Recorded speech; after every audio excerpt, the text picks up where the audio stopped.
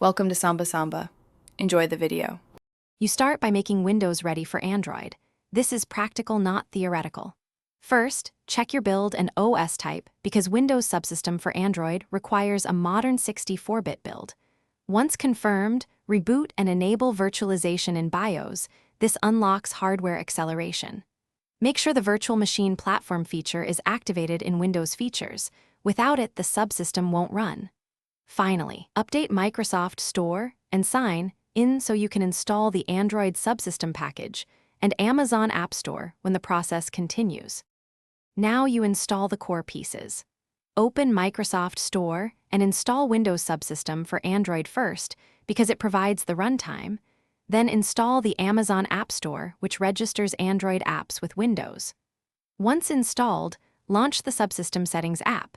This is where you allocate resources and enable developer mode if you plan to sideload APKs. Make sure to link or sign into the Amazon account when prompted, because app purchases and updates depend on it. If sideloading, note you'll use ADB over network from Windows. Finally, run Android apps directly from the Start menu. They act like native Windows apps. If you sideload, enable developer mode in WSA and connect with ADB over a local IP to install APKs. Once done, adjust WSA resource settings to fix performance issues. More memory and CPU helps heavier apps. If things go wrong, first verify virtualization and your Windows build meet requirements, update device drivers, and restart the Windows subsystem for Android. This single step resolves most startup and compatibility problems. Thanks for watching.